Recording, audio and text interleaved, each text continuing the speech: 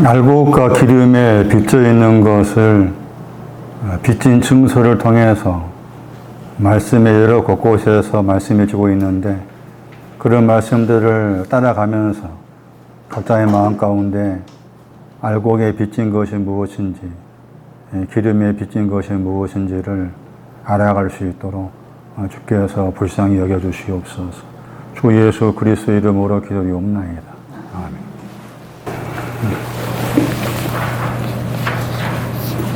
주님의 기도 제 앞에 나왔던 내용이죠. 하늘들 안에 계신다는 말은 없지만 하늘들 안에 아버지,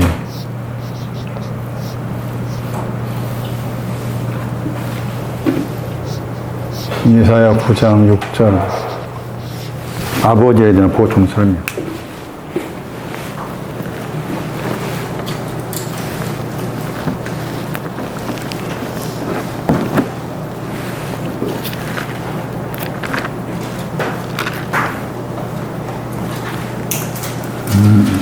이 책은 5절이고요.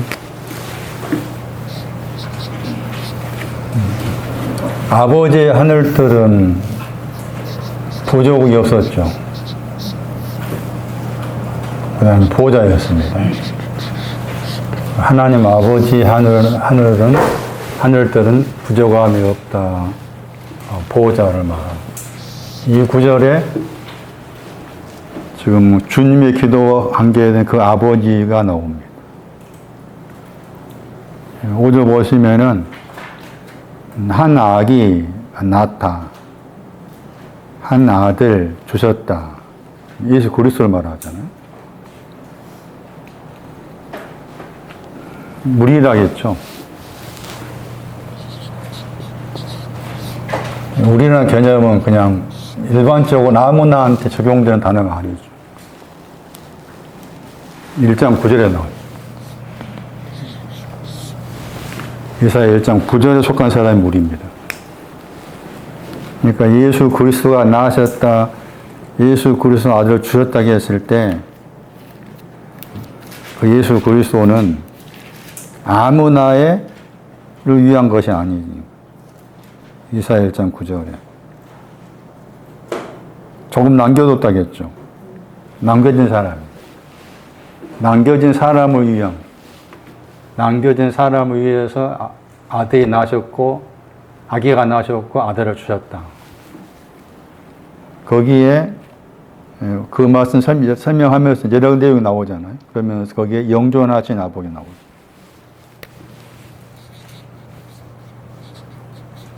나오죠. 번역은 영존하신 아버지.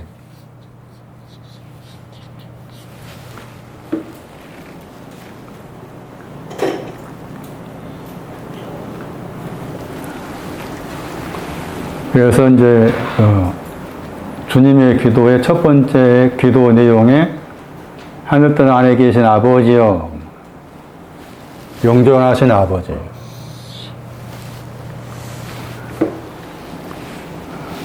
영원이라고 했을 때 영원한 생명, 형용사 쓸 때가 있고 명사 쓸 때가 있지. 영원 그랬을 때 항상 그 영혼이나 그 단어를 우리 개념으로 생각해요. 그런데 원어에는 그 영혼의 개념, 우리 개념으로 영혼을 말하고 있잖아. 영혼이 산다니까, 뭐 영생 불멸하니까 그런 개념을 말하고 있잖아.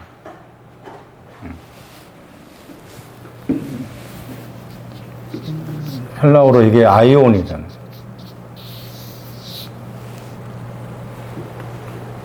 헬라어 단어 찾아보시면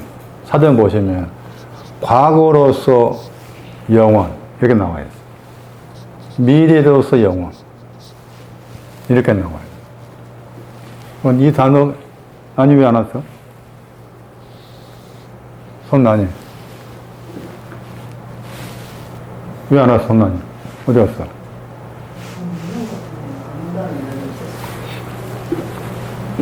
이게 헬라어로 이제 헬라어의 단어인데 이게 히브리어를 옮긴 거예요. 히브리어를. 그 아이온이라는 단어로 옮긴 거잖아요. 거기에서 이제 두 가지 히브리어를 옮긴 거예요. 하나는 올람이라는 히브리가 있고, 그 다음에 여기 이사야 9장에 나온 단어가 아드예요. 읽으면 아드. 아드란 단어가 있어요. 이 두 단어가 헬라어로 옮길 때 영원하다 하는 저 단어로 옮긴 겁니다.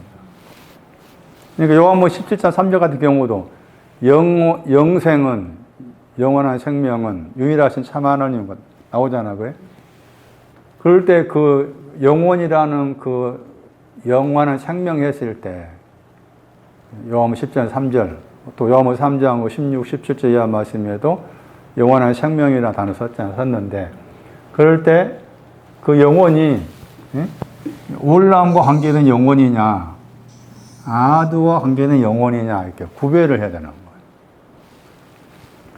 그런데 올람이라는 저 영어 단어는 단어 자체가 숨겨져 있다 뜻이 있어요. 이게 숨겨져 있다 뜻이 있으면서 그 히브리 사전에도 여기 아이온이라는 헬라 단어처럼 과거로서 숨겨져 있다, 미래로서 숨겨져 있다, 이렇게 나와 있어요.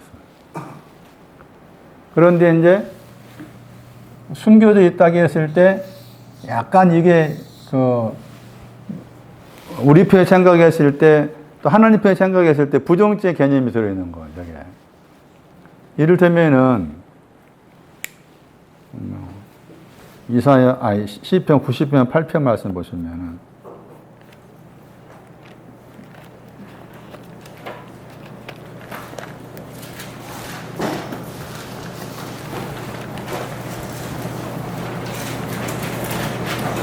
주께서 우리의 죄악을 주의 앞에 놓으셨다 그랬죠. 그 다음 은밀하다 번역했죠. 지금 숨겨져 있다. 올람의 단위 동사입니다. 알람. 그 알람이 숨겨져 있는데 숨겨진 내용이 무엇과 관계가 나와 있습니까? 거기. 주의 얼굴이잖아요. 주의 얼굴에 빛을 향해서 숨겨져 있다겠죠. 은밀하다가 숨겨져 있다라고 그렇게 다르게 번역한다면, 그러니까 하나님의 얼굴에 빛이 있는데 그 빛이 숨겨져 있다는 뜻이잖아요. 이런 것이 영혼이라고 그렇다는 거라. 그러니까 영혼이라는 그 개념을 우리 개념으로 접근해서 신구약 성경에 나와 있는 영혼의 개념, 우리 개념 접근해서 이해하면 곤란하다. 여러 번 나왔을 텐데, 내기서 거기 4장 13절 말씀에도 나와 있어요. 레위기에서 4장 13절 말씀.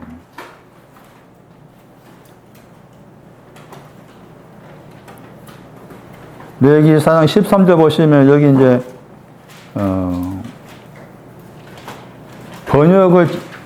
번역을 하지는 않았어요. 거기 보시면은 여기 출판사에서 감추어졌다 번역했죠. 5,956번. 저기 올람 영혼이라는 단어 동사라. 감춰졌다고 했는데 그 일이라는 단어가 말씀이 감춰졌다 그 말이죠. 그 다음에 회중이 나오죠. 눈이 나오죠. 회중이 있는데 회중의 눈으로부터 말씀이 감추어져 있으니까 깨닫지 못한다겠죠. 영혼을 이렇게 설명하는 거예요. 영혼을. 그러니까 이제 이렇게 개념을 잘 이해하셔야만이 뭐 계시록이나 다른 말씀에 보면은 또 영혼들 안으로 뭐 영광, 권세 등등 그런 표현이 나와요. 그럴 때 그 영혼들 했을 때 거기 아이오인 복수도 쓰면서 또 영혼들이 나오고 영혼들 안으로 들어간다 그런 표현이 나오는데 그럼 도대체 이게 뭔가 하는 것을 이런 개념을 히브리어 이런 개념을 가지고 접근해서 이해를 해야만 이해가 되는 것이지 그냥 아이온이나 헬라 단어만 가지고 안 되는 거다. 그러니까 말씀드린 것처럼 올라오면 단어에서 이렇게 왔다. 숨겨져 있다는 것이. 그런데 이 단어가 오히려 저기 이제 신약 성경 말씀에서 영원한 생명 뭐 돼가지고 그 영원이라는 개념을 긍정적으로 해석할 경우가 생겼을 때, 그럴 때 이 단어가 더, 이 단어보다, 아드라는 저 단어가 영원한 생명, 뭐 영원한 뭐 해가지고 긍정적인 표현으로 해석할 수 있는 내용이라고 했을 때 이 단어보다 이 단어가 더 합당하다 볼 수가 있는 거예요. 그래서 영원이라는 개념을 우리식 개념으로 접근해서 영원히 산다니까 그냥 2000년, 3000년 막 만년 넘게 산다. 그렇게 접근해서 이해하면 그 성경 잘못 이해하는 거다. 그래서 이 히브리어가 사용된 헬라어 한계는 히브리 의미를 아는 게 중요한데 오늘 말씀처럼 영원하신 아버지 했을 때 이 영원이라는 단어가 아드가 나와. 그리고 이제 거기 이제 또 다른 성경을 참고하면은 이 둘 다 같이 나올 때가 있어요. 올라도 나오고 아드가 나올 때가 있어요. 그런 경우가 들어있다고. 그러니까 그럴 때 이제 말한 것처럼 이 단어는 숨겨졌다 뜻이 있고 이 단어는 단장하다가 돼요. 그 단어가. 그러니까 단장하는 것이 영혼이야. 그러니까 영혼의 개념도 지금 내 안에서 일어날 일이다. 내 안에서 영혼이 있다.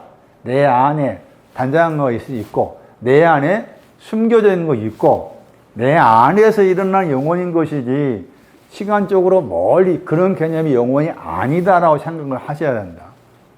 그랬을 때 이 단어가 이제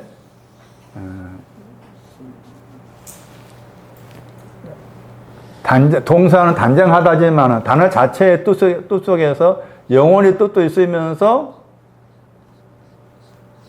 끝, 마지막 이런 뜻도 여기에 같이 들어있어요. 히브리 찾아보시면 그럼 이제 동사로 했을 때 단장한다고 했을 때 그 단장한 것이 무엇인가를 알아야만이 하늘뜰 안에 계신 아버지라고 했을 때 영원하신 아버지이다. 단장하신 아버지다. 그 말은 당신이 부족함이 없는 하늘을 가지고 계시고 보좌에 계신 아버지신데 당신이신 아버지가 영원하신 아버지고 그 영원하신 아버지는 단장하신 아버지인데 그러면은 빚져 있는 나에게죠. 주님의 기도의 대상이 빚진 자였으니까 빚져 있는 나에게도 당신의 영원 단장을 주세요. 이런 해석이 가능합니다. 영원하신 여기 하늘들에 계신 아버지라고 했을 때, 그럼 단장한다고 했을 때 단장한다 하는 그 단어가 내용이 어깨 40장입니다.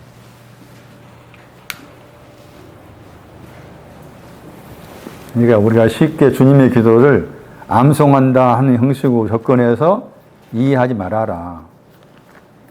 저런 내용들 하나하나가 내 안에 영원한 양식이 되어야 돼. 영원의 양식. 욥기 40장 10절. 여기서 너는 욥입니다. 욥. 욥한테 한 말입니다. 지금 욥하고 하나님하고 대화 가운데에서 나온 말이에요. 욥기 40장 10절에 스스로 꾸미다. 단장한다. 아다.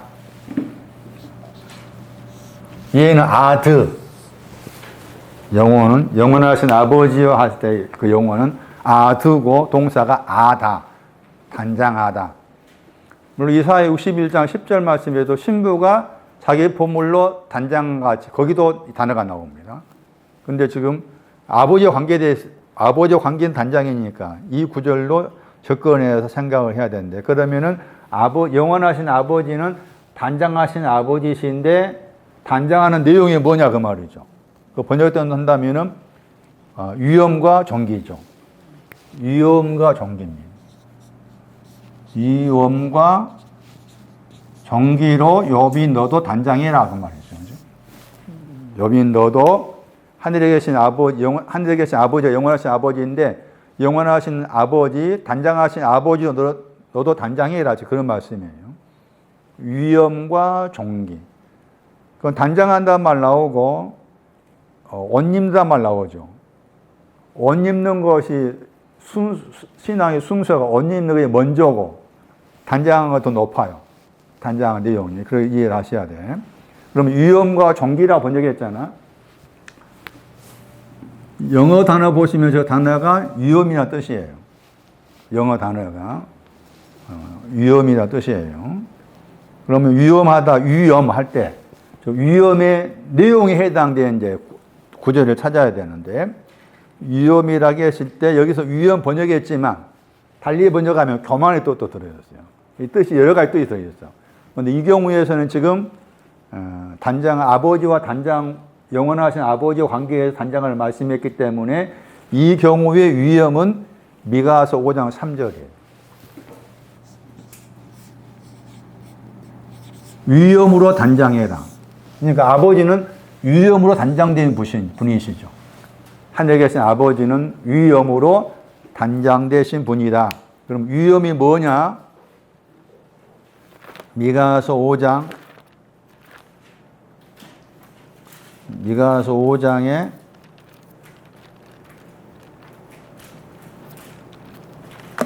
미가서 5장 1절 이하의 말씀은 마태 2장 6절에서 인용된 구절이죠. 그러니까 예수 그리스도 탄생과 연관된 구절이 미가서 5장 1절이에요.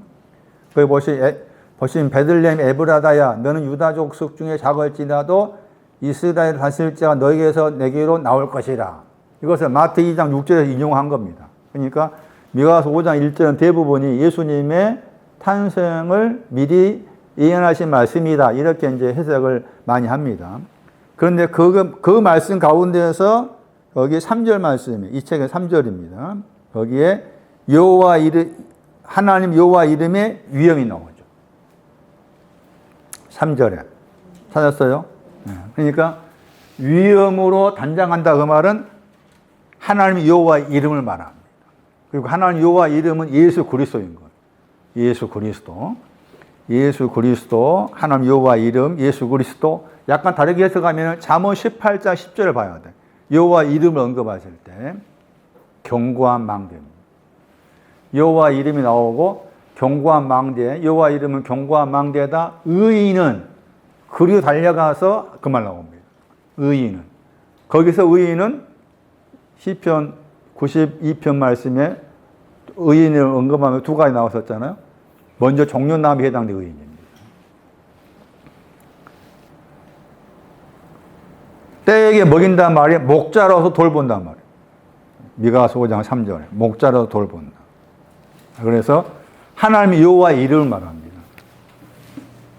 하나님 여호와 이름, 이게 지금 예수 그리스도입니다. 하나님 여호와 이름. 잠언 18장 10절 말씀에 견고한 망대. 견고한 망대가 이거 구원입니다. 거기 뒤에 나온 구절에 견고한 망대를 향해 의인 달려가서 뭐 피한다 했던가 그 나온 거기에 단어가 구원 관계 단어입니다.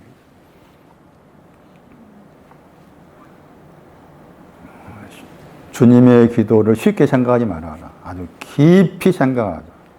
깊이 생각하고 깊게 들어가야 됩니다. 영원하신 아버지 하나님 여호와의 이름이라는 그 위엄으로 덮어주고자 단장시키고자 하시는 아버지. 그 다음에 종기가 나오죠. 종기는 동사가 날다입니다. 독수리가 날다 할 때 그렇게 사용된 단어인데 시편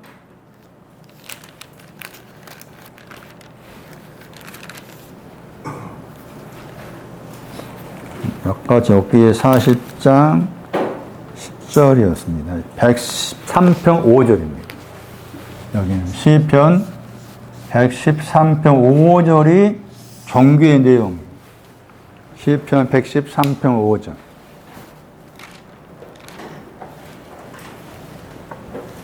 거기서 번역은 높은 위라고 번역했죠. 시편 113편 5절 말씀에 높은 위라고 번역했죠. 높은 위에 앉아있다고 했죠. 여기서 보좌를 상징합니다. 시편 113편 5절 말씀에 번역을 높은 위 했을 때 그 단어가 저쪽에 종기라니까 같은 단어. 그 종기는 보좌에 앉아있을 말이에요. 그러니까 여기 이제 하늘들 안에 아버지가 하늘 뜻 안에 있다고 했을 때 여기 보좌가 나왔잖아요. 보좌가 나왔죠. 그리고 낮추었다고 했죠? 예수 그리스도입니다. 보좌에 계시다가 낮추었죠. 마치 빌립보에서 2장 가면은 그는 여호와의 번제시나 동등됨 여기지 아니하고 낮추었다. 이렇게 나와 있습니다. 만군의 아버지, 영원하신 아버지는 위엄과 정기로 미가서 5장 3절과 시편 113편 5절로 단장하신 아버지고 그분이 아들이시고 예수 그리스도고.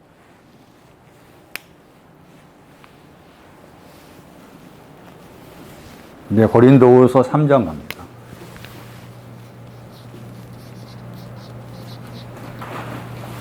고린도후서 3장.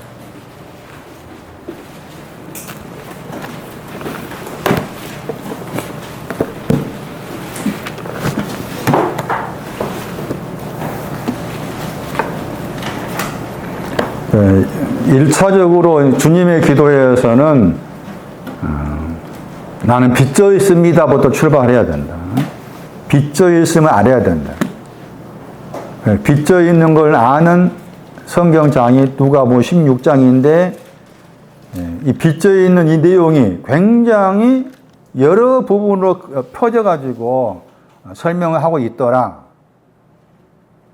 누가복음 16장 6절하고 7절 말씀에서 증서가 빚진 증서라겠죠. 따지면은 빚져 있는 증서였죠.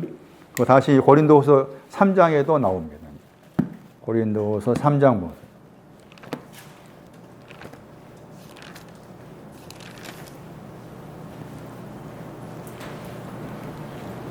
6절 말씀에 음은 번역했죠. 저 단어입니다. 증서입니다. 빚진 증서. 그러니까 여기서 의무는 단수로 나와 있잖아요. 다시 보시면은 3장 7절 보시면 거기는 복수로 나와 있죠. 3장 6절은 단수로 나와 있죠. 의무는 일단 그람마 애우고 그람마 나오면은 뭘 어떻게 생각하라? 알곡과 기름에 빚져 있는 증서 더하기 탕감하다가 생각해야 돼. 같이 생각해야 돼. 그람마가 빚져 있다. 그 다음에 탕감이 했다. 이게 같이 들어있는 게 그람마예요. 같이 들어있는 그람마. 그런데 여기서는 지금 단수로 나와 있죠. 그 단수로 나왔으면 이게 알곡에 빚진 증서냐, 예? 기름에 빚진 증서냐 찾아야 되겠지. 예. 그래서 지금 문맥을 또 살펴보면은 생각을 해야 되잖아. 그런데 1차적으로 7절 말씀에는 복수가 나와 있죠. 그러니까 7절은 당연히 이제 알곡과 기름에 빚져 있는 거죠. 고린도서 3장 7절에 의문이 증서라니까 그람마라니까 그람마. 예? 영어 번역은 뭐라고 써놨어요? 편지 써놨잖아. 그러니까 증서야 증서. 빚진 증서 생각하시면 돼. 증서. 여기 보시면 이제 새 언약이 나옵니다. 새 언약의 일꾼을 설명하면서 나온 말이에요. 새 언약의 일꾼을 설명하시면서 빚진 것은 죽이는 거다. 빚져 있는 것은 죽이는 거다. 그 다음에 곧바로 영은 살리는 거다 그랬죠. 그런데 새 언약에는 증서가 없다고 했죠. 새 언약의 일꾼은 뭐가 없어요? 증서가 없다고 했잖아. 그 말씀에. 예? 증서가 없어. 의무를 하지 않았다고 했잖아. 증서가 없고 대신 뭐가 있다고 했어요? 영이 있다고 했잖아. 그러니까 여기서 이제 빚진 거다 영이 또 대조했죠. 그람마하고 영을 대조했습니다. 증서는 없고 영을 가지고 있어. 그것이 이제 새 언약 일꾼이다. 그리고 나서 그것을 다시 풀어 설명하죠. 3장 6절에 가르가 나오잖아. 풀어 설명했죠? 그러한 말은 죽이는 거야. 내가 빚져 있다 그 말은 내가 죽었다 그 말이야. 지금. 빚져 있는 것은 죽어 있는 거야. 빚져 있는 것은 죽이는 것이고, 그 다음에 그 영이 나오죠. 그러나 그 영은 그 영이 나오죠. 같은 구절 말씀 앞에는 영이고, 같은 구절 그 영이잖아. 정확한 번역도 한다면 그 영은 뭘 하겠어요? 살린다 번역했는 저게 살다 더하기 만들다의 합성어예요. 살게 만들다. 살다 더하기 만들다니까 살게 만들어준다 그 말이지. 살게 만들어주는 것이 그 영이다. 그 영은 살게 만들어주는 것이다. 그러니까 새 언약의 일꾼은 빚진 문서가 빚져 있다, 탕감이 있다 하는 그 증서가 다 없어진 것이다. 그리고 영만 있는 거다. 그러면 이 영을 설명하면서 그 영인데 그 영은 살게 만들어진 거다. 이렇게 지금 말하고 있는 거예요. 그러면 새 언약이라고 했을 때 언약에 대한 설명인데 언약 그러면은 우리 개념을 생각하기 쉽잖아. 그런데 이 단어가 히브리서 9장 가면은 유언 번역이었어요. 저는 오히려 유언 번역이 더 낫다 싶어요. 새 유언.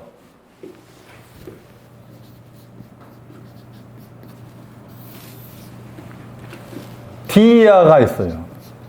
헬라 원어예요. 그다음에 노타의 합성어입니다.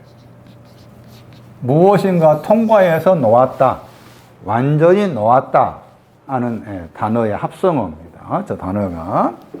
그러면 새 언약 그러면은 지금 새 언약은 증서, 빚진 증서, 빚져 있습니다. 탕감했다 하는 것이 다 없어지고서 영만 있는 거지. 영만 있는 거지. 기름이 있죠. 영이, 기름만 있는 거야. 여기 영은 기름만 있는 것이고, 그 다음에 그 영도 기름인 거지. 그 영도 기름이에요. 나중에 설명이 나오겠지만은. 그런데 새 언약 그러면은 새 언약의 반대가 있을 거 아니야? 그 새 언약의 반대가 다시 거기서 나와, 3장에.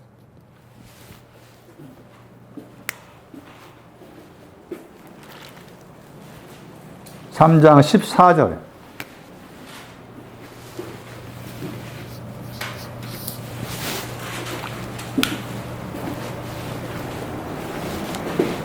새 언약에 대한 것은 따로 떼어서 이제 설교할 필요가 있어요. 오늘 지금 그라마가 나왔기 때문에 잠시 설명드리는 것이고, 새 언약의 반대가 고린도서 3장 14절 말씀 뭐라고 했어요?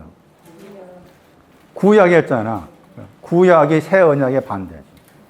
근데 이제 구약 그러니까 또 구약은 우리가 생각한 구약이지.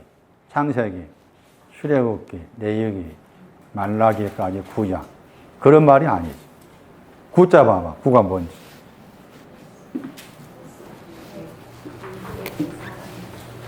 구약 했잖아. 구가 뭐예요? 옛사람 할 때 옛이지. 묵은 누룩 할 때 묵은 거지. 그 다음 다시 로마 7장 가면 저기 묵혀있는 게 명사가 나왔잖아? 증서야, 증서. 빚진 증서. 빚진 증서가 있었는데 탕감했다. 증서, 빚져 있는 거, 탕감했다. 다 포함된 것이 묵은 유언이야, 묵은 유언. 우리가 생각한 구약이 아니다. 그러니까 신약, 구약 나누는 것도 잘못한 거지. 예? 왜 신약, 구약을 나눠? 성경에 신약, 구약이란 말이 없잖아. 그래서 나누면 안 돼. 구약 몇 권이다, 신약 몇 권이다. 그런 개념으로 접근하면 안 되는 거예요.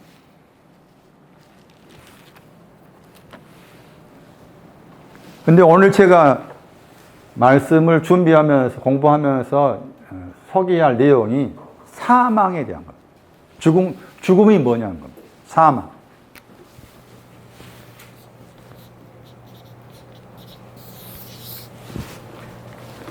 사망이 뭐냐? 다시 고린도서 3장 7절. 뭐가 사망이에요? 이거 잘 정리하세요. 성경에서 친구가 다 포함해 생각할 수 있어요. 성경에서 사망이라고 했을 때 죽는다고 했을 때 사망이 무엇을 말하는 것이 사망인지.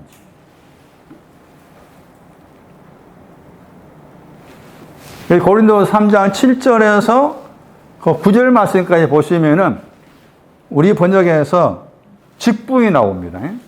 직분이 나오죠. 직분이 4개가 나와요. 첫 번째 직분은 사망의 직분이죠. 첫 번째 직분이 고린도서 3장 이렇게 어려워. 그런데 어려운데 정리를 하고서 봐야 돼. 사망의 직분이에요. 3장 7절에. 그 다음에 3장 8절 보시면은 그 영의 직분이죠. 3장 8절은 그 영의 직분. 그 다음 무슨 직분이 나와요? 정죄의 직분이 나오죠. 정죄. 세 번째가 정죄의 직분이에요.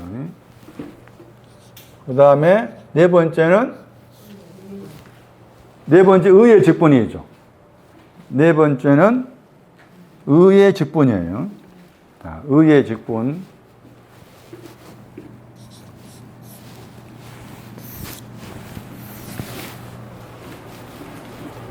먼저 왜 바울은 이렇게 나열해서 말했을까라 생각해야 되고, 그 다음에 지계표를 두고서 설명한 거냐. 사망함과 그 영은 여기는 지계표가 분명히 있잖아. 정죄하고도 지계표가 있겠잖아, 당연히. 그런데 이게 이제 예를 들면 사망하고 정죄 혹은 그 영과 의를 같이 놓고 생각했을 때 그 영하고 의의 지계표가 있는 건가? 사망과 정죄가 지계표가 있는 건가? 이것도 생각을 하셔야 돼. 그럼 어떻게 찾아내야 될까? 라고 했을 때 그걸 찾아낼 수 있는 힌트를 제공한 거야. 3장 8절 보시면은 그 영의 직분을 말할 때 앞에 뭐가 나와?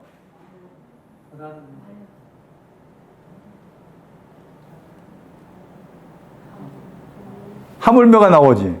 그 다음에 말론이 나오지. 이 두 단어가 지금 두 단어가 나오고, 그 다음에 의의 직분 말할 때 뭐가 나와요?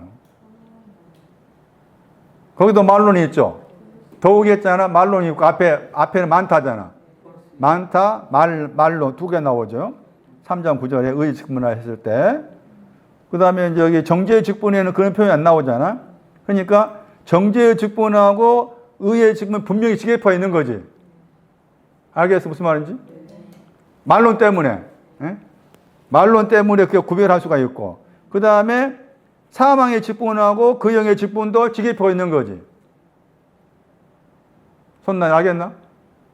사망의 직분하고 3장 8절에 그 영의 직분에 지계표가 있는 거잖아. 뭐 때문에? 보다 더 많다는 말론하고 포스란 저 단어 때문에 그러는 거야. 포스니까 3장 8절에 저기 사망의 직분은 포스하고 말론이나 그 포스 어디서 나왔어? 요한복음 5장 47절에 나왔잖아. 네말 언급할 나온 단어야. 아주 중요하다고 했잖아. 말론이 나왔잖아. 저 두 단어 가지고 3장 7절을 들여다봐야 돼. 3장 7절 들여다봐야만이 사망이 뭔가를 알 수 있다 그 말이지. 그러면서 말한 것처럼 지금 분명하게 정죄의 직분하고 의의 직분에도 지계표를 두었잖아. 그렇게 생각했을 때 사실은 이해하고 이해가 같은 거예요. 정죄의 직분하고 사망의 직분 같은 거고, 그다음에 그 영의 직분하고 의의 직분 같은 거야. 그렇게 이해를 하셔야 돼. 다시 보시면은 그럼 사망이 뭐라 그 말이에요? 정죄를 받고 있는 것이 사망입니다. 하나님의 정죄가 있는 곳에 사망이 있어요. 그 다음 다시 봐봐. 고린도서 3장 7절에. 뭐가 사망이라? 저 단어가 중요하잖아. N이 있어, N. 증서들 안에 있는 게 사망이에요. 딱 구분을 같이 해야 돼. 뭐 안에 있는 것이 사망이라고? 빈 문서 안에 있는 것이 사망이야. 빈 문서, 알곡에 빚져 있습니다. 기름이 빚져 있습니다. 그 증서 안에 있는 것이 사망이다. 그 한 걸 더 나가가지고 그러면 증서가 빚져 있는 것, 증서를 영접하라. 누가 16장 영접하라. 그 다음에 또 줄여가지고 쓰라고 했잖아. 쓰는 거에 탕감한다고 했죠. 그러면 증서 빚져 있는 알곡과 기름이 빚져 있는 거 내가 탕감받았습니다.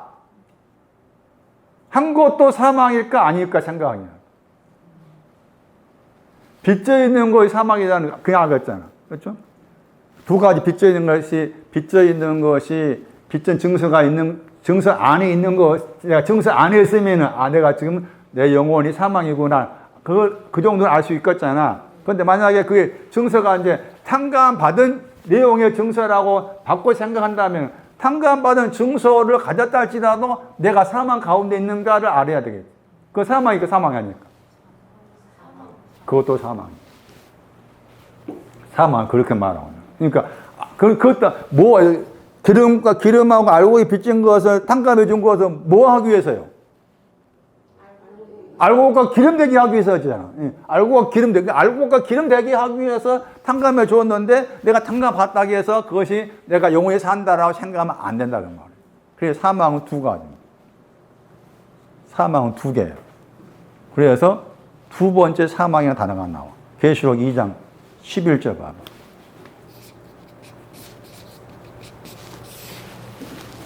왜 이런 용어가 나오는가?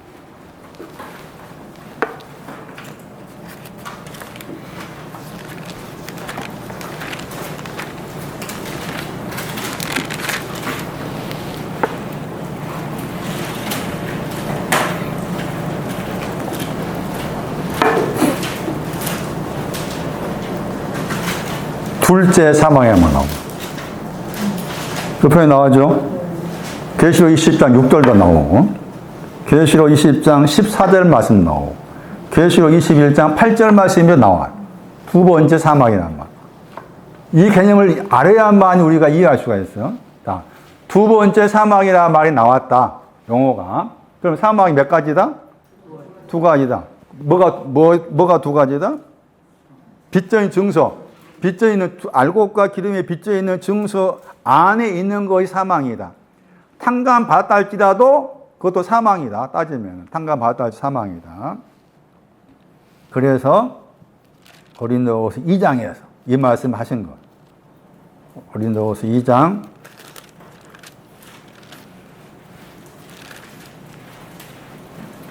16절 말씀에 사망으로 쫓아 사망이 이른단 말 나오죠. 고린도후서 2장 16절에. 사망이 두 번 나오잖아. 사망이 두 번 나와요. 사망 안에 있다가 사망에서 나왔어. 나왔는데 또 어디 들어가? 에이스, 사망 안으로 들어가. 그게 사망의 두 가지를 말씀해 주고 있는 거야. 사망의 두 가지를 말씀해 주는 거야. 그럼 다시 이제 여기서 이제 생각을 또 확장을 시켜야 돼. 선악과를 따먹지 말아라. 해서 따먹으면은 사망이 두 번 나와. 죽고 죽는다 했잖아. 선악과가 뭘까, 이제? 선악과는 뭘까? 죽는다고 생각한다면 선악과는 빚져 있는 거야. 알곡과 기름에 빚져 있는 것이 선악과라고 해석해도 틀리지 않다. 틀리지 않다. 그렇게 생각하셔야 돼요. 자, 사망에 대한 설명. 자, 표시를 잘 해놓으세요. 3장 7절에. 번역은 의자 번역했잖아. 의가 아니고 안이라, 안에라 해야 돼. 안. 그러니까 의문을 같이 쓰지 말고 증서. 아예 옆에다가 빈 문서 써놓든지 그렇게 하셔야 돼. 누가 16장 6절 7절 적어놓고 고린도후서 3장 7절에 누가 16장 6절 7절 다시 이제 빌립보서 2장 보자. 그럼 주께서 죽으셔서 주께서 사망하셨다 하면은 그 사망하셨다고 했을 때 사망하셨다 하면 어떻게 해야 돼? 두 가지에 대해 사망하셔야 되잖아요? 두 가지에 대해 사망하셔야 돼. 둘째 사망이 있었으니까 두 가지 사망에 대해서. 한 가지 사망으로 주님이 죽으셨다 하면 안 되는 거지. 그래서 이렇게 말씀하신 거예요. 빌립보 2장에.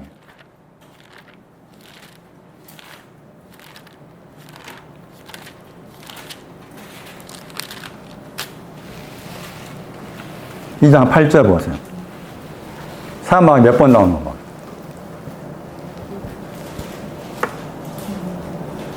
사망의 사람 2번 나오지. 십자가의 사망은 알곡에 빚진 거. 그 다음에 사망까지라고 했잖아. 까지라는 단어가 나오죠. 여기 우리 번역은 죽기까지 하지. 죽기 사망이야. 사망까지라고 했지. 예? 그 사망까지는 기름에 빚진 거.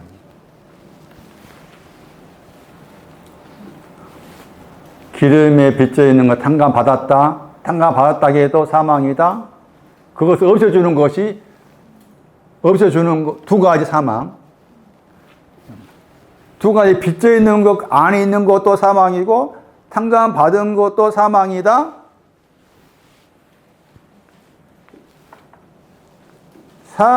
십자가의 사망은 알곡에 빚진 것, 탕감 받은 것 다 포함된 사망. 사망까지라고 했을 때 기름에 빚져 있는 거, 그 다음에 기름에 빚진 것이 탕감 받은 거, 2장 9절 봐봐. 주사라는 단어 봐봐. 그래서 이 단어가 나온 거예요. 카리조마이.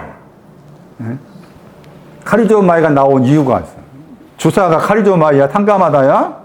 그 탕감하다. 그리고 앞에 2장 8절 말씀에 사망을 두 가지로 쓴 이유가 우리가 그냥 보면 똑같은 사망을 생각하기 쉽다. 아니다.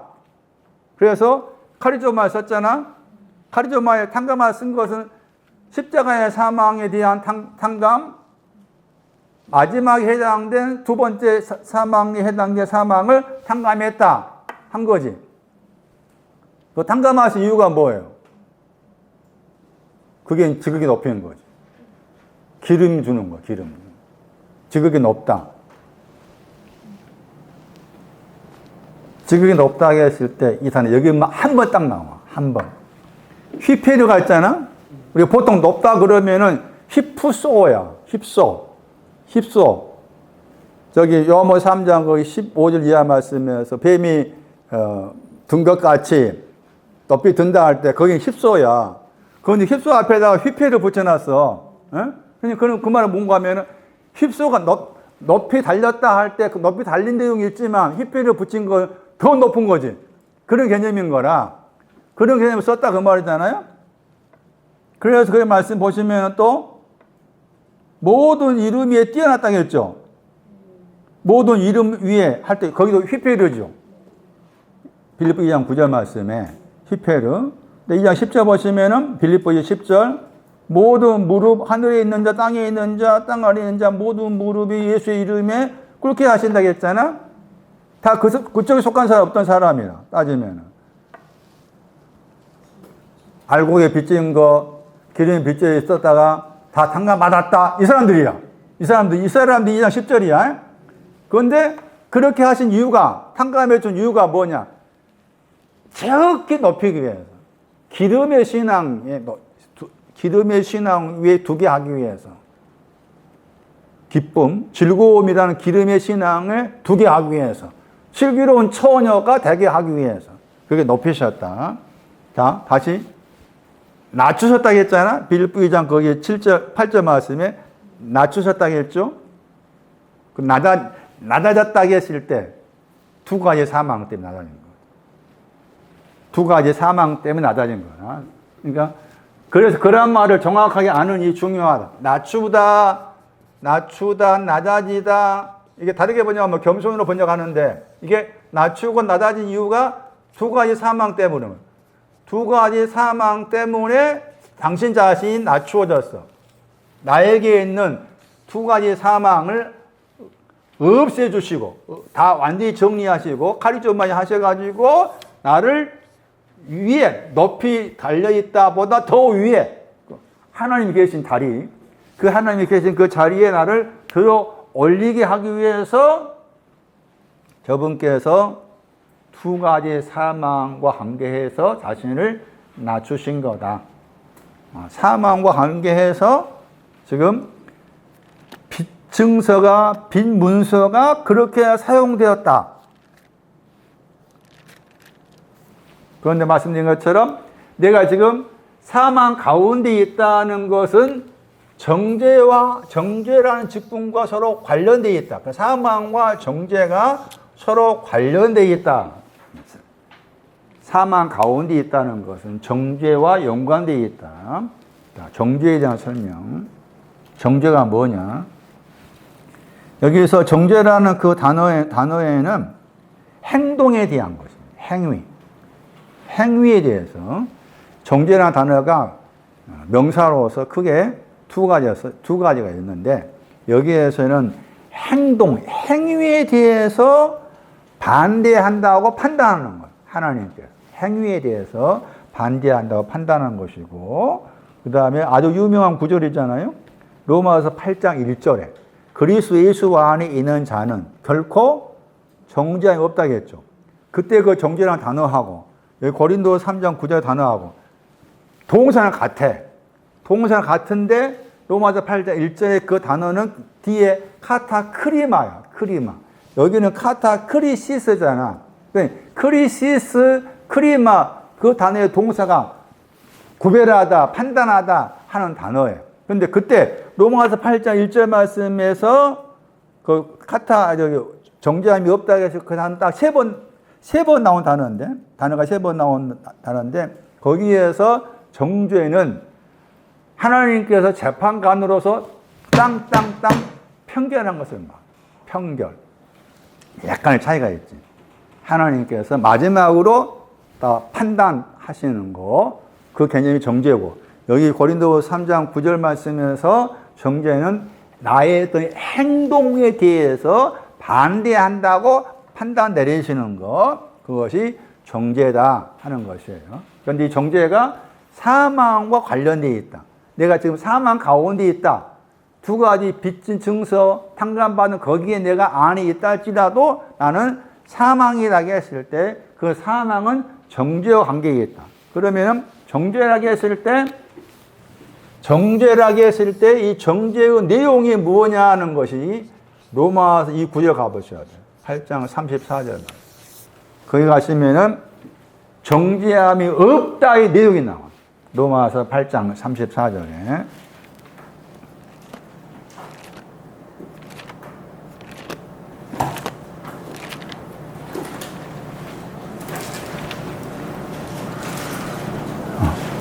누가 정죄하리요? 그 나오죠? 누가 정죄하리요? 카타가 붙어가지고 반대로 누가 나를 판단하냐 그 말. 나를 반대해서 누가 이렇군 저렇군 판단하느냐 해가지고 정죄의 신앙을 없애주는 내용이 나옵니다. 첫 번째 뭐예요? 그리스도가 정죄를 없애기 위해서 어떻게 하셨어요? 죽으셨다. 첫 번째가 죽으셨다.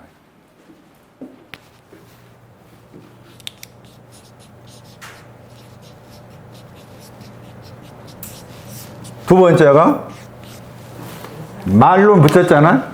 말로 붙였죠. 거기 말로 썼잖아. 에? 뿐만 아니라 번역했지만 보다 더 많다잖아. 말론. 에? 그럼 그 말은 뭐예요? 죽으셨다 보다 더 이거 잘 구별하셔야 돼. 응? 주님이 나를 위해 죽으셨습니다 하는 거, 그다음 죽으셨다 해서 죽으신 결과가 뭔가 살펴보겠지만은 그 죽으신 보다 더야. 말로는 보다 더. 그 보다 더가 많이 듣던 에게이로야. 다시 살아났다고 했잖아. 제3일에 다시 살다 이렇게 나와 있죠. 다른 구절 보시면은 고전 15장 4절 말씀에도 성경대로 제3일에 살아나사 이렇게 나와 있잖아. 그러니까 제3일에 살아난다 하니까 그것도 우리 개념으로 하루 이틀 3일 해가지고 부활했다 해가지고 그것을 부활절로 지키고 있잖아. 제 개인적인 생각은 안 지킨 것보다 지키는 게 낫지. 그러나 그게 부활절이 아니야. 그 개념이. 왜냐하면 이 단어 에게이로의 단어는 뭔가 하면은 잘 정리하셔야 돼. 고전 15장 뒤에 가시면은 심었고 다시 살다 그 말이 반복이 여러 번 나와. 여러 번 나온다. 고전 15장 44절 이하의 말씀에 의하면은.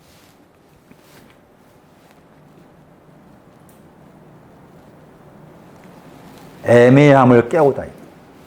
이 말이 중요해요. 이걸 그렇게 이해하셔야 돼. 애매함으로부터 깨어나다. 잠들어 있었는데 깨어난 거 말이에요. 잠들어 있었는데 깨어나다요. 잠들다에서 깨어나다. 그게 에게이로야. 헬라 사전에. 그런데 잠들다 했을 때 상징적으로 이게 애매함이 있어. 애매하다. 분명치 않는 거야. 분명치 않는 데서 깨어난 것이 제3일에 살아나다 이 개념이에요. 분명치 않는 데서 깨어나다. 이렇게 생각하셔야 돼요. 그러면은 다시 돌아가가지고 마태 25장 말씀에 슬기로운 처녀, 미련한 처녀의 공통점이 햇불이었잖아? 공통점이 햇불이었지. 그 다음 차이는 그릇들 안에 기름이었잖아. 슬기로운 처녀는. 공통점이 햇불이었어. 그 햇불이 뭔가 하면 에게이로야. 거기 사용되어서 에게이로. 에게이로는 내가 애매한 가운데 있었는데 어느 날 이것이 깨어난 거야. 그 말은 애매해서 불분명하고 희미해진 것이 보여지기 시작한 거지. 여러분도 제 설교를 반복해서 듣다 할지라도 내용들을 생각해 보고 나한테 적용을 시키고 생각해 보면은 애매하잖아. 분명하면 뭐 좋아. 애매하잖아. 그 애매하면서 깨어날 때가 와. 그것이 내 영혼의 제3일인 거지. 3일이라는 개념이야. 우리가 하나, 둘, 세 개가 셋이 아니라 내 영혼이 3일째가 될 날이 와야 된다. 그러면은 먼저 깨어나려면 뭐 해야 돼? 죽으셨다부터 먼저 죽으셨다가 와야 돼. 죽으셨다 온 다음에 거에 대해서 애매한 가운데 있었는데 드디어 내가 이제 알겠어. 응? 이제 알겠어가 와.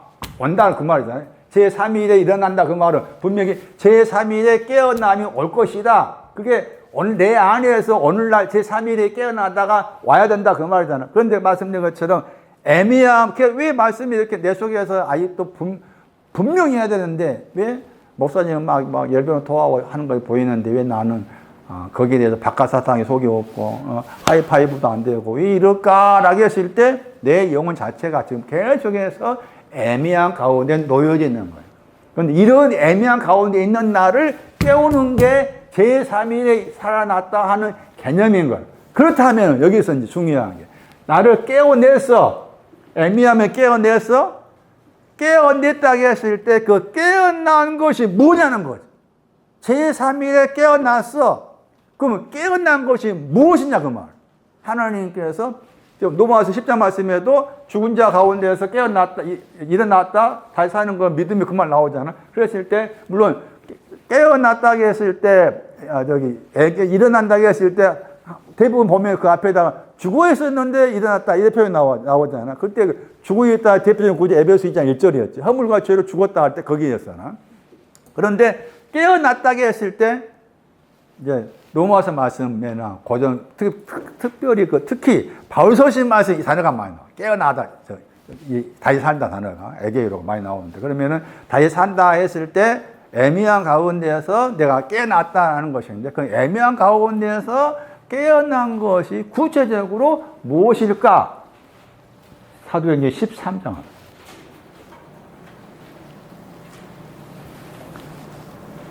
(37절) 굉장히 중요한 구절입니다.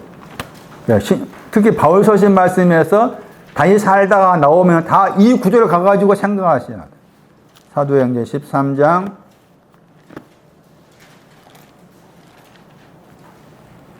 37절. 앞에 36절은 다윗을 예로 들었어요. 거기 말씀에 잠들어 있다 나오죠. 사도행전 13장 36절 말씀에 다윗은 하나님의 뜻을 쫓아 섬기다가 잠들었다겠죠. 잠들어 있어요. 그 잠든 것의 반대가 13장 37절 말씀에 살리셨다 에게로입니다. 잠들어 있었는데 깨어난 거예요. 그러면은 잠들어 있는 것은 뭐냐? 거기에서 우리 번역에서 썩음이 나옵니다. 내가 지금 잠들어 있다 그 말은 썩음이 나오잖아요. 당하였다가 썩음을 보고 있단 말입니다. 썩음 당하였다가 본단 말이에요. 썩는 것을 보고 있는 게 내 영혼이 잠들어 있는 거예요. 썩는 것을 보고 있는 게 내 영혼이 잠들어 있는 것이고 13장 37절 말씀이 그러나 앞에 13장 36절과 반대되는 거죠. 13장 36절과 반대되는 개념으로서 하나님께서 살리셨다. 애미함에서 깨어나게 하셨다. 그것이 무엇이냐? 썩음을 보지 않는 것. 썩는 것을 보지 않는 것. 당하다가 보다요, 같이. 그러니까 여기 13장 36절 말씀에 3708 나오잖아. 영어는 보다잖아요. 보다 번역해야지. 썩는 것을 보았어. 다윗은 썩는 것을 보았단 말이고. 37절 말씀에는, 그러니까 다윗의 신앙에서는 잠들어 있는 신앙이 있었다 그 말이잖아. 다윗의 신앙에 잠들어 있는 신앙이 있었는데 13장 37절 말씀에 하나님께서 다윗 살게 하셨다. 3일에 살게 하셨다. 애미함에서 깨어나게 하셨다 했을 때 깨어난 사람은 썩는 것을 보지 않는 거죠. 깨어나기 전에는 에게로가 오기 전에는 내가 썩었구나 보는 거예요. 썩는 것을 보는 게 잠들어 있는 거고, 썩는 것을 보는 게 잠들어 있고, 그 다음에 썩는 것을 보지 않는 게 깨어난 거라. 잠들었어, 깨어났어. 이게 고전 15장 가시면은 고전 15장 20절인가 그 말씀 가시면은 첫 열매를 설명할 때 나와. 첫 열매. 첫 열매를 설명할 때 잠들어 있었는 자를 에게이로 애미함에서 깨어나게 하셨다. 그래서 첫 열매다. 이런 표현이 나와. 그러니까 첫 열매의 신앙과도 연결된 게 이게 애미함에서 깨어난 거라. 애미함에서 깨어난 것이 뭐냐?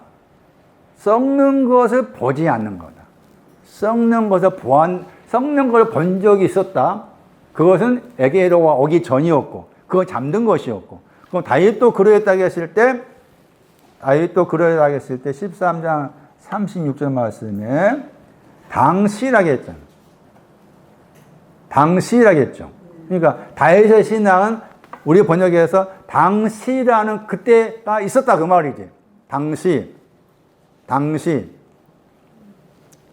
시가 세대란 말이에요. 당이라고 했잖아. 무식한 사람이죠. 명사가 무식한 사람이죠. 무식한 세대 가운데 다윗이 있었을 때 그 사람 다 잠들어 있는 거야. 무식한 사람 어떤 사람이었어요? 그러한 말 모르는 사람이잖아. 빚져 있는 거, 탕감받는 거 모르는 사람이 당시에 속한 사람인데 다윗도 그러했어. 거기에 잠들어 있었어. 그런데 하나님께서 그 잠들어 있는 사람들을 깨어나게 하셨어. 깨어나게 하셔가지고 썩는 것을 보지 않게 하셨어. 그래서 제3일이 있어가지고 내 안에서 애미함에 깨어났다는 하는 것은 썩지 않는, 썩는 것을 보지 않는 거예요. 썩는 것을 보지 않는 것.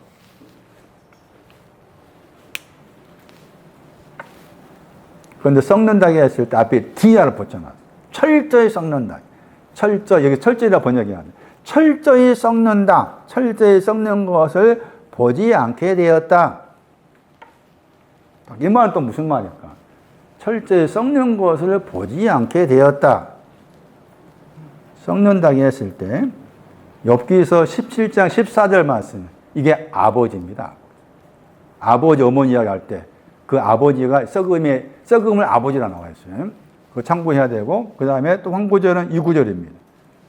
썩는 것을 보지 않게 되었다고 했을 때 썩게 하는 것이, 썩는다 하니까 또 썩는 것을 또 우리 개념으로 사람이 죽으면 실체가 썩는다? 그렇게 생각하는데 그런 개념이 아니요.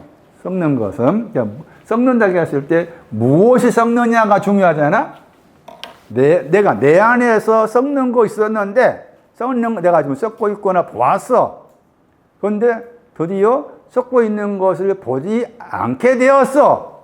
그게 3일에 살아난 신앙이다. 지금 뭘 하면서 이 말 나온 거예요, 지금?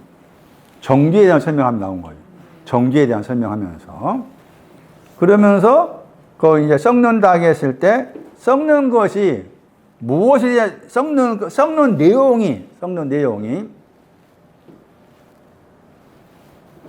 누수에 대한 겁니다. 딤전 6장 5절입니다. 썩는다 했습니다. 무엇이 썩는다 말이냐. 딤전 6장 5절.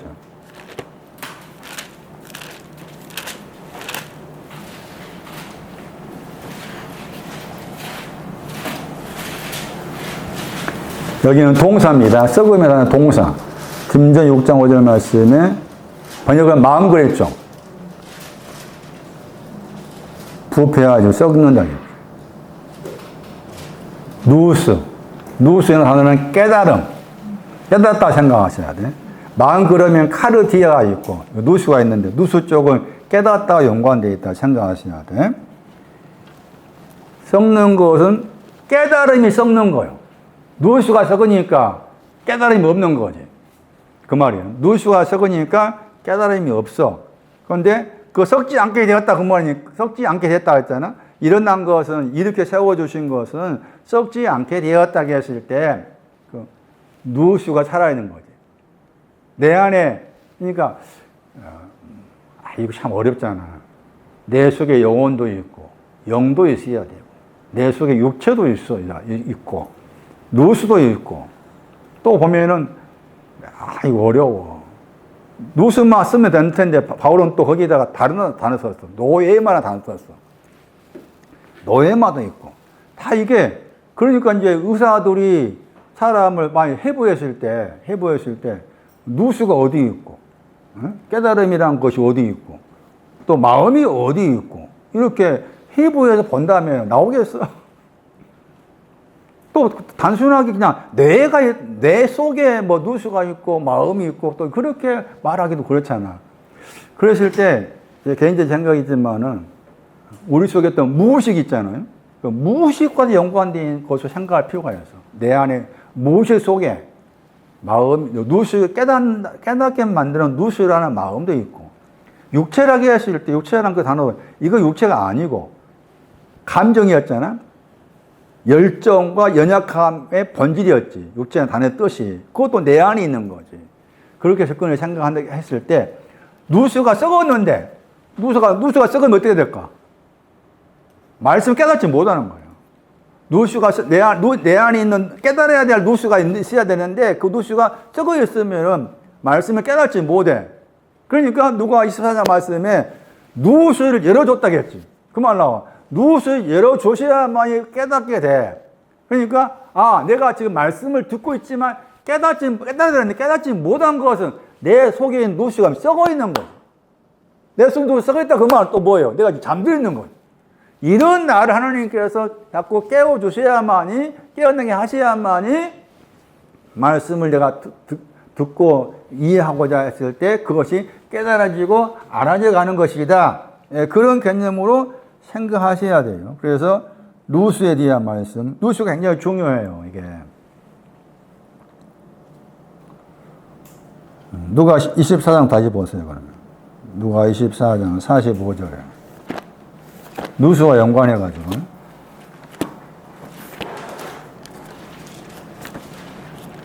썩는다는 말은 깨닫는 것이 썩어 있는 거다. 깨닫는 것이 썩어 있으면 이렇게 된다. 여기 마음 번역이었죠. 누가 24, 45절 말씀에. 마음이 누수입니다. 깨닫다. 깨달음을 완전히 열었죠. 열었다 거기에 뒤에가 있잖아. 완전히 열었단 말이야. 누가 24, 45절 말. 내 속에 있는 깨달음의 기능이 있는데 그 깨달음의 기능을 완전히 열어주셔야 돼. 완전히 열어주시니까 어떻게 됐어? 완전히 열어주시니까 뭐를? 성경을 깨닫다고 했잖아. 번역을 성경 했잖아. 또 성이란 말이 없지. 타스 그라파스잖아? 이 타스 그라파스가 고전 15장 3절 4절이야. 그러니까 성령을 깨닫다는 말은 고전 15장 3절 4절 알게 됐다 그 말이지. 고전 15장 3절 4절 유명하잖아. 성경대로 죽으셨다. 죄들을 위해 죽으셨다. 장사되었다. 성경대로 살아나셨다. 나왔잖아. 그런 내용에 대해서 깨달았다. 그런 측면으로 말씀을 드릴 수가 있는 거지. 자, 그래서 말씀드린 것처럼 사도행전 13절 말씀에서 하나님께서 애미함에서 깨어나게 하시다 했을 때 그 깨어난 증거가 전에는 깨달음에 대한 기능이 내 안에 있어야 되는데 깨달음의 기능이 썩어 있어가지고 깨닫지 못하고 있었는데 어느 날 제 3일째가 되는 내 영혼의 날이 왔을 때 아, 내가 드디어 깨닫게 되는 때가 왔다. 그런 개념으로 말씀을 하고 있는 거다. 그게 첫 번째 이제 깨달음, 썩는 거 관계에서 딩전 6장 5절 말씀 관계에서 그런 이해가 필요하고 다른 한 가지는 이 썩는다고 했을 때 썩게 하는 게 누군가 하면 점입니다. 점이 썩게 합니다. 그러니까 내 속에 점이 있는 거예요.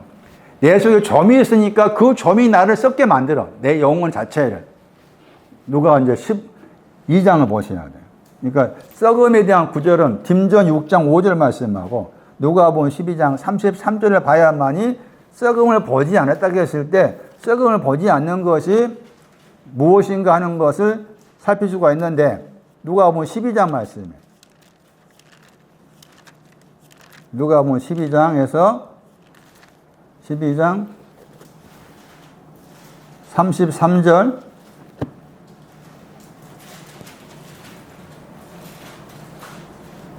점이 먹는다 번역했죠.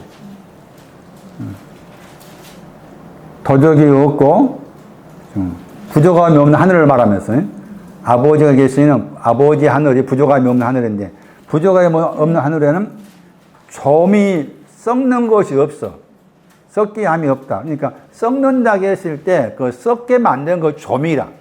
내 안에 점이 있으면은 그 점은 나를 내 깨달아야 될 누수를 자꾸 썩게 만들어.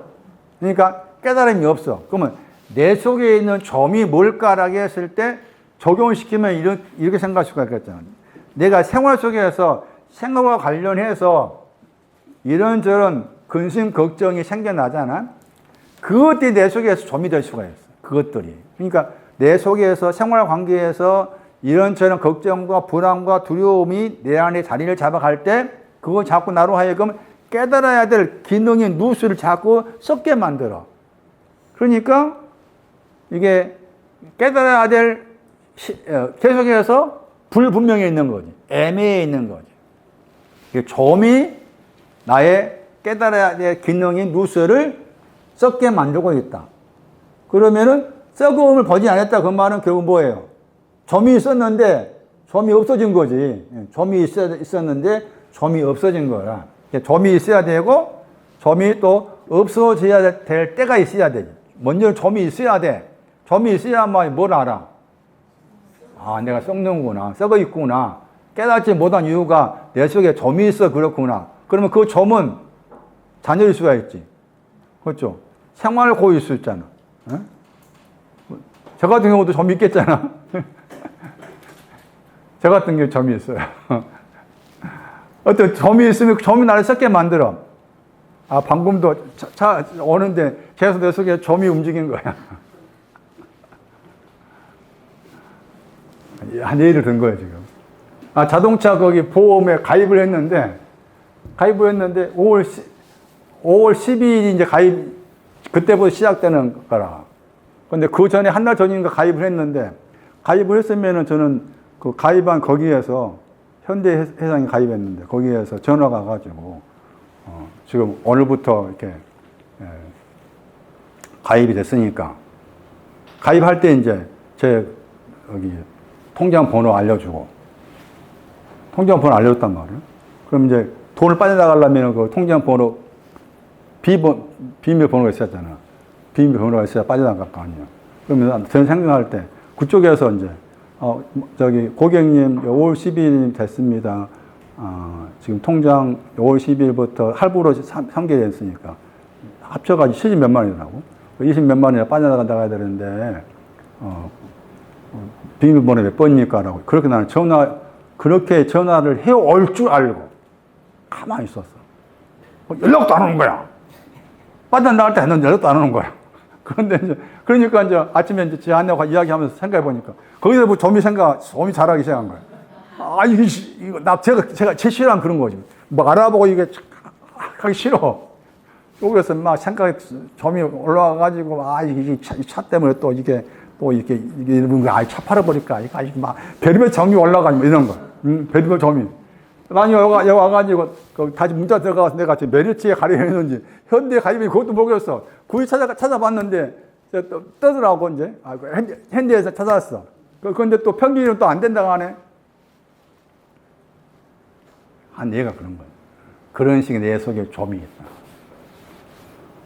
근데 이제, 말씀을 준비해야 되니까, 또 조용 좀 해라. 해가지고, 이제, 조용히 되니까 이제 한 거잖아요.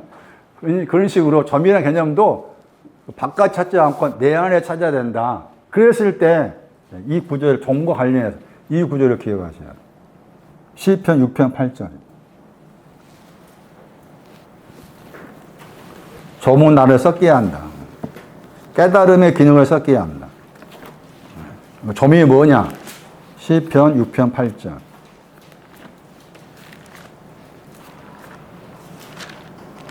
히브리어로 점이라는 단어는 동사입니다. 점.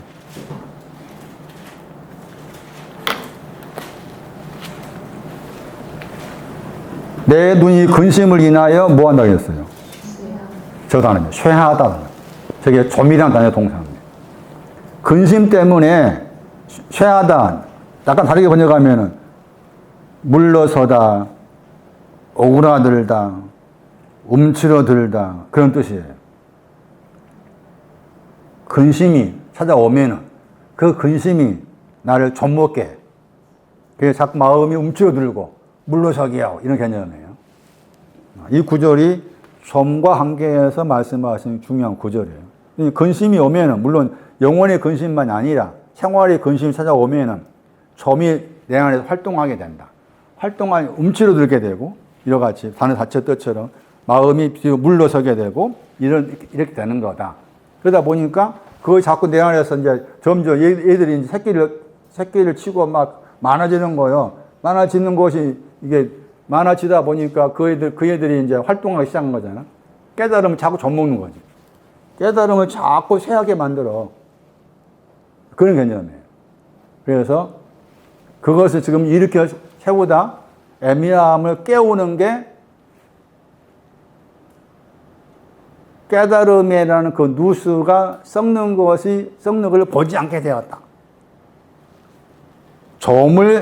점이 있는데 그 점이 자꾸 쇠하게 만드는 건데, 움츠러들게 만드는 것인데, 그것을 주께서 처리해 주신 거다. 그게 이제 두 번째 해당되는 거잖아. 그러면은 한 가지 남았어, 이제. 아까 로마서 8장 3, 4절 말씀에 정죄 설명할 때 한 가지 남았어. 8장 3, 4절 말씀. 뭐가 남았어? 에게로 했다고 해서 다 된 거 아니잖아요? 그걸 아셔야 되지. 8장 3, 4절 말씀에.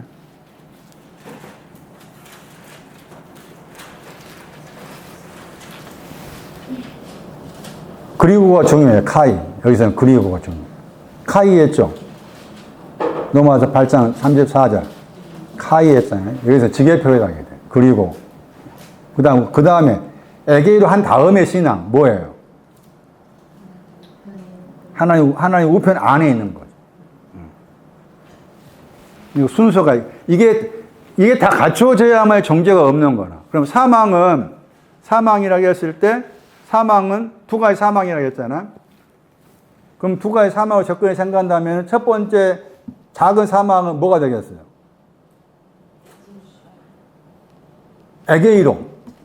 에게이로 쪽이 없다는 것이고. 그 다음에 두 번째 사망은 기름인데, 기름은 하나님 우편에 앉아있는 거. 그렇게 생각하셔야 돼. 그래서, 그리고 이제 죽으셨다고 했을 때, 그 죽으심이 로마서 5장 6절, 7절, 8절 나왔잖아. 아직도 경건치 않은 자를 위해서 죽으셨다. 그 다음에 의롭다 하심. 다 그게 지금 죽으신 관계돼. 의롭다 하심 그런 내용들이 죽으신 관계는 로마서 5장 6절, 7절, 8절.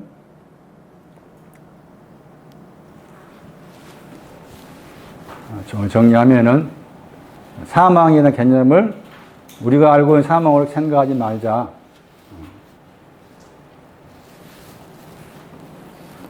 죽으심, 빚증서 안에 있는 사망.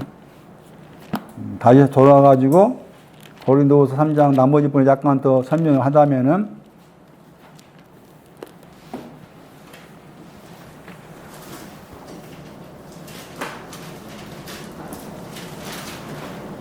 이스라엘 아들들은 아직 이제 그 두 가지 빛에 걸린 사람이고, 이스라엘 아들들은.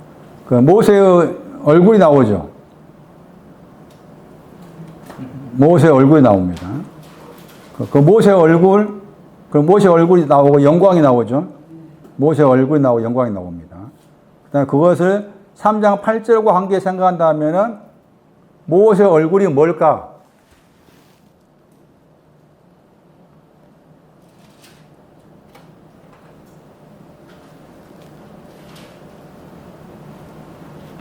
일단은 증서가 탕감받은 거죠.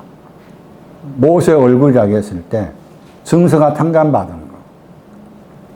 그런데 거기에서 굳이 따지자면 개인적으로 생각했을 때 얼굴이라는 단어 보시면은 얼굴 아까쯤에 증서가 여기 복수로 나와 있을 때가 있고 단수로 나와 있었다고 했잖아요. 단수로 나와 있을 때 증서, 그다음 얼굴이라는 단어에 보시면은 거기에도 중성 단수가 나와 있죠. NS 끄트머리. NS 나오죠. 음운도 NS잖아. 그런데 복수는 이제 두 가지로 생각해야 되니까 그렇고. 단수로 나와 있을 때 증서하고 얼굴의 증서라고 했을 때 다 이게 기름과 관계돼. 누가 16장 기름 보시면 그 기름이 중성 단수야. 기름이 중성 단수고 알곡이 남성 단수로 나와요. 이런 때는 또 그런 도움이 필요해요. 무슨 말 모르겠어요? 얼굴이란 그 단어 밑에 영어 약자로 끄트머리에 NS 했잖아. 그 NS라고 했을 때 그게 N이 중성을 가리켜. 그런데 저쪽 누가 16절 가면은 기름이 밑에 보시면 중성이야. 찾아봐. 그런 해석도 가능하다. 왜 중성이냐 남성이냐 그것이 이제 물론 그냥 아무렇지 않게 사용되기도 하지만 또 이와 같이 구별해서 생각할 때 필요하다. 증서 밑에 보시면 NS잖아. 증서에 NS죠? 그다음 기름 보세요. 16장 6절에 기름도 NS죠. 기름도 NS잖아. 찾았어요? 기름 백말할 때 기름 보시면 영어 약자로 NS잖아. 증서도 NS고. 근데 알곡은 MS죠. 16장 7절에. M은 남성의 뜻이고, N은 중성의 뜻이다.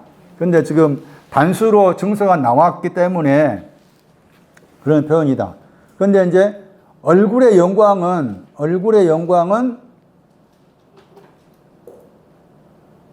뭐가 얼굴 영광일까? 당연히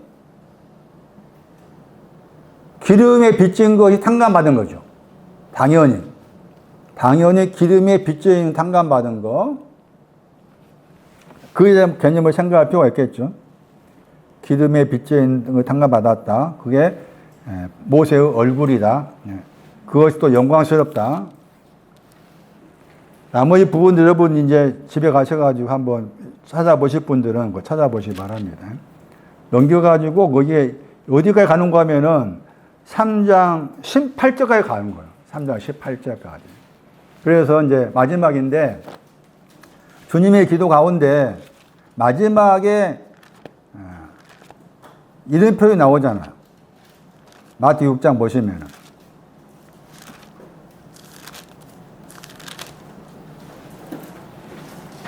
나라와 권세와 영광이 영혼들 안으로 나와 있죠. 마태 6장 13절에. 근데 굵은 글씨로, 굵은 헬라어는 그렇게 나와 있잖아. 작은 데는 없죠. 없어도 그만이야. 없어도 상관이 없어. 나라와 권세와 영광이, 나라와 권세와 영광이 영원히, 아멘. 이게 굵은 글씨의 헬라어는 있지만 작은 글씨의 헬라어는 없어. 저는 작은 글씨 헬라어가 더 선호한다고 했잖아. 그러니까 없어도 상관없어. 그런데 이왕 있는 거니까 있는 거 해석한다면은 영광이 나오잖아. 영광. 그래서 여기 이제 고린도후서 3장 가면은 영광이라고 했을 때, 정죄도 영광이야. 에? 정죄도 영광이라. 그러니까 정죄 받는 것도 우리가 귀하게 생각하셔야 돼. 고린도후서 3장 9절에 정죄도 영광이라겠죠? 영광했잖아요. 그 다음에 사망도 영광이죠. 사망도 영광이요. 그 다음에 보면 그 영도 영광이고, 에? 또 의의 직분도 영광이고, 그랬죠. 그러면서 뒤에 넘어가시면은 3장 거기 18절 보시면은 영광으로부터 영광을 그랬죠. 에? 영광으로부터 영광을 변한다고 했잖아. 그러니까 당연히 앞에 있는 영광은 뭐예요? 정죄와 사망이죠. 뒤에 있는 영광은 그 영과 의죠. 예, 그걸 말하는 거라. 그러면은 주님의 기도 가운데서 나라와 권세와 영광이 영원히 하겠을 때 그 영광은 내가 사망 가운데 있는 것도 저분 보시기에 영광스럽고 정죄 가운데 있으면 아는 것도 저분 보시기 때문에 영광스러운 거야. 그러니까 우리가 흔히 말하는 것처럼 하나님께 영광 돌린다 했을 때 영광 돌리는 것이 뭐냐? 나는 지금 증서들 안에 있는 사망 가운데 있습니다. 그 자체가 영광스러운. 나는 지금 정죄 가운데 있습니다. 이것도 저분 보시기에 영광스러운 거예요. 거기에서 정죄와 사망의 그 영광에서 의와 그 영의 영광스러움으로 가는 거다. 그러니까 앞에 있는 영광이나 뒤에 있는 영광이 다 저분이 지금 주관하고 계신다 그 말이죠. 그것을 마태 6장의 마지막 부분에 영광이란 그 표현을 지금 고린도후서 6장 말씀과 3장 말씀과 연관을 지어서 생각해 봐라. 영광으로부터 영광. 히브리서 3장 가시면은 보다 더를 붙여놨어. 영광의 단어 앞에. 그러니까 영광이 보다 더가 없는 영광이 있고 보다 더한 영광이 있어. 그 보다 더한 영광은 그 영의 영광, 그 영의 직분, 의의 직분 영광. 그냥 영광은 사망, 정죄. 다 정리하면. 그러니까 내가 하나님 앞에서 빚진 것을 안다는 거, 저분 오실 때는 영광스럽다. 빚진 것을 아는 거, 내가 사망 가운데 있었구나. 빚진 것 안에 있어서 사망 가운데 있습니다. 했을 때 저분은 영광스럽다. 내가 정죄 가운데 있습니다. 영광스럽다. 영광. 하나님 영광 돌리는 게 뭐냐? 고린도후서 3장 가지고 생각해라. 그러면 흔히 교회에서 하나님 영광 돌립니다. 박수 치고 영광이 아니에요. 영광이 뭔지도 모르죠. 그리고 참고로 영광의 단어의 헬라어가 동사가 생각하다, 상상하다, 독해어가 들어있어요. 헬라 사전 찾아보시고 나오게 되어 있을 거예요. 자, 다시 정리합니다. 여러 번 설명할 거야, 앞으로. 증서들 안에 있는 사망의 직분. 영광스러운 거. 내가 하나님 앞에 정죄 받고 있습니다. 정죄라고 했을 때도 요한복음 8장에 거기 가늠한 현재가 붙잡혀 나오죠. 그 정죄에 대한 내용, 거기 나온 거잖아요. 정죄라고 했을 때도 영광스러운 거죠. 그러면 로마서 8장 1절 생각하면 그리스도 예수 안에 있는 자에게는 결코 정죄함이 없다고 했을 때, 정죄함이 있다가 정죄함이 없다고 했잖아. 마차 1절 말씀에서는. 그러면은 정죄함이 없다 그 말은 주께서 나를 위해 죽으셨습니다. 주께서 나를 3일에 일어나셔가지고 내가 드디어 썩음을 보았는데 이제 썩음을 보지 않게 되었습니다. 내가 드디어 저분과 당신과 함께 하나님 우편에 앉게 되었습니다. 그거 너무 8장 1절에 생명의 성령의 법이 그런 거죠. 생명의 성령의 법. 여기까지 하겠습니다. 두 가지 빚진 것을 아는 사실이 얼마나 중요한가를 다시 한번 고린도서 3장을 통해서 살펴보았습니다. 각자의 마음 가운데 두 가지 빛을 통해서 사망 가운데 있음을 아는 그것도 주님 오시기 영광스러움을 알고, 정죄받고 있는 신앙 위치에 딸지라도 주께서 영광스럽게 보고 계심을 알고, 그런 신앙의 그런 자리에서 영광으로부터 영광 안으로, 그 영과 그의 직분 안으로 들어갈 수 있는 우리 모두가 되게 하옵소서. 주께 귀한 거 드렸습니다. 주 예수 그리스도 이름으로 기도리옵나이다. 아멘.